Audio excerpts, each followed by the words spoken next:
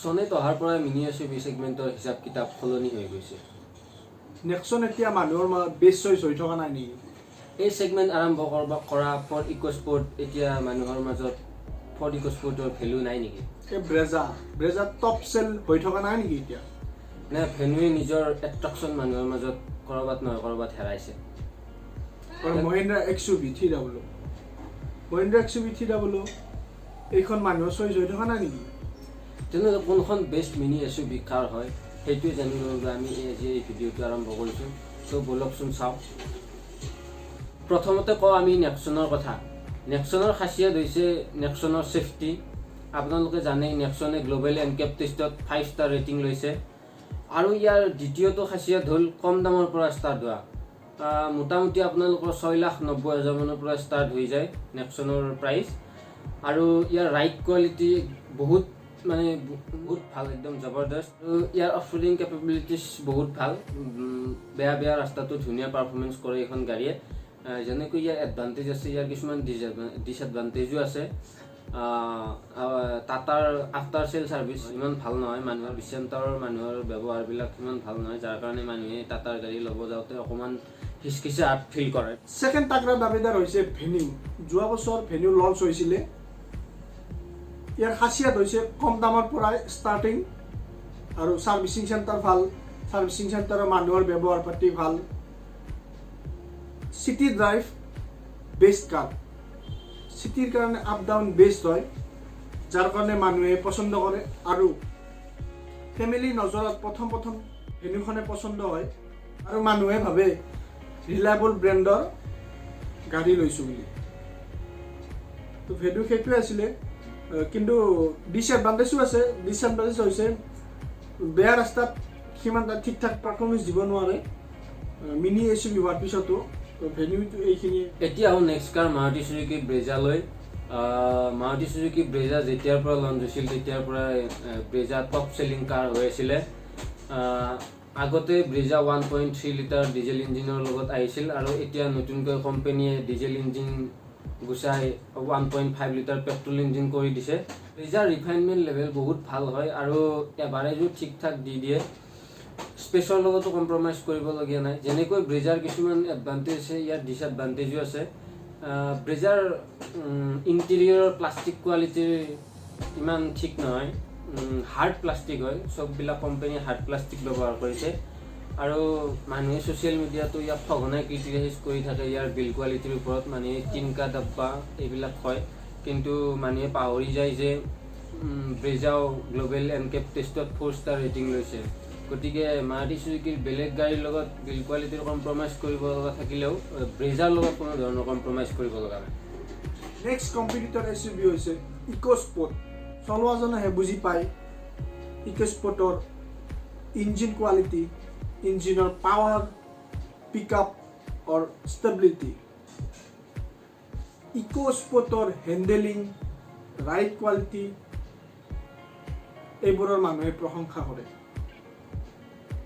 এজন ড্ৰাইভাৰৰ যিখিনি বিচাৰে ফান টু ড্ৰাইভ কাৰ গোটেইখিনি EcoSportত আছে। ডিসএডভান্টেজো আছে EcoSportৰ।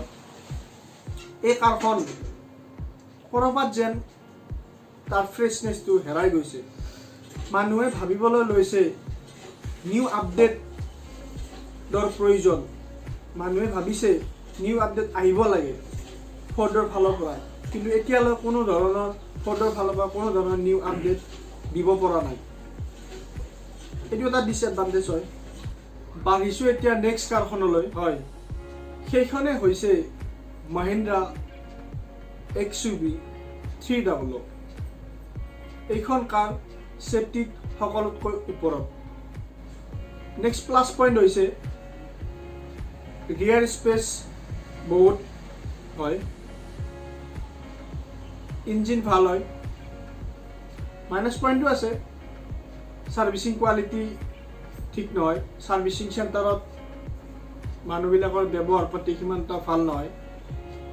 এতিয়াও কমাৰ্চিয়েল ভেহিকেলৰ নিচিনাকৈ প্ৰাইভেট ভেহিকেলৰো সাৰ্ভিসিং তেনেকুৱাকৈ কৰে, সিমান এটা গুৰুত্ব নিদিয়ে। এইটো এটা। কিন্তু এই সকলোবোৰ এখনৰ পিছত এখন ভাল কাৰ থকাৰ পিছতো মানুহৰ মাজত কনফিউজন কিয়? কাৰণ নতুনকৈ আহিছে কিয়াৰ ফালৰ পৰাই সোনেট। তেতিয়াহ'লে সোনেটৰ খাচিয়াত কি? কিয় মানুহৰ মাজত ইমান কনফিউজন হৈছে? বলকচোন। সোনেটৰ খাচিয়াত হৈছে ফিচাৰ্ছৰ মল দি দিছে, যাৰ কাৰণে মানুহৰ মনত কনফিউজনৰ সৃষ্টি হৈছে। ভাল টাচ স্ক্ৰীন, ইনফোটেইনমেণ্ট ছিষ্টেম, বছ স্পীকাৰ, তাৰ উপৰিও connected features, voice command features, যাক আমি উইণ্ডোজ আপ ডাউনতো ব্যৱহাৰ কৰিব পাৰোঁ। ইয়াৰ বাবে মানুহৰ সোনেট পচন্দ হৈছে। ভেণ্টিলেটেড ছিট, ৱায়াৰলেছ চাৰ্জাৰ, সকলোবোৰ সোনেটে আগবঢ়ায়।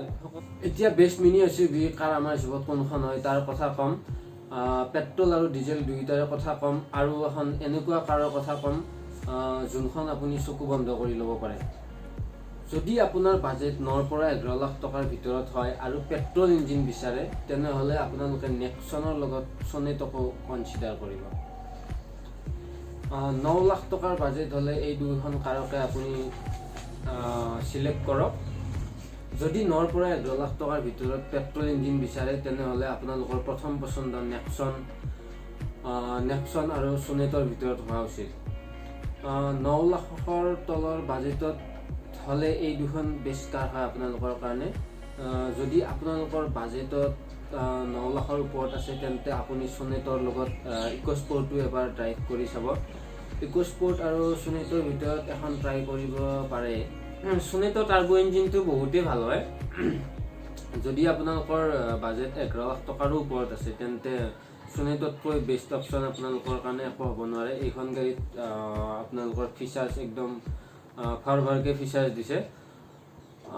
আৰু এতিয়া যদি আমি ডিজেল ইঞ্জিনৰ কথা কওঁ, তেন্তে আপোনাৰ বাজেট কম, তেন্তে আপুনি EcoSport আৰু সোনেট এই দুখন গাড়ী যিকোনো এখনৰ লগত যাওক।